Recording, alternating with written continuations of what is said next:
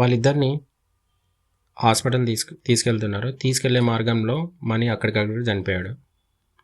Pushparaju hospital వరకు బతికాడు. కొంచెం మెడికేషన్స్ అయింది, చికిత్స జరిగింది. చికిత్స జరిగిన తర్వాత అతను కూడా చనిపోయడం జరిగింది. సో పోలీసులు పోస్ట్మార్టం చేశారు. బ్లడ్ శాంపుల్స్ వాళ్ళు చేయాల్సిన నెక్స్ట్ స్టెప్స్ అన్నీ కంప్లీట్ చేసేసారు. వాళ్ళ కుటుంబంలో ఉన్న వాళ్ళు కూడా కేసు ఫైల్ చేయడం జరిగింది. అయినా దీనికి కేసు ఏమని ఫైల్ చేస్తారండి? కష్టపడి పని చేసుకుంటా హార్ట్ అటాక్తో చనిపోతే ఒక పేరు ఉండేది.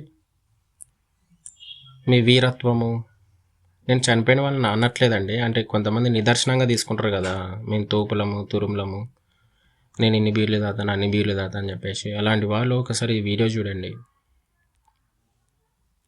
సరేనా? 19 బీర్లు తాగిన తర్వాత అందులో మెడికల్ ఎక్స్పర్ట్స్ కానివ్వండి, పోలీసులు కానీ చెప్తున్నది ఏంటంటే నిర్ధారణ అనేది ఓవర్ డీహైడ్రేషన్ వల్ల అతనికి బాడీలో అన్కంఫర్టబుల్ ఫీల్ అయ్యి సడన్గా చనిపోయారని చెప్పేసి వాళ్ళు కంక్లూజన్ ఇచ్చేశారు.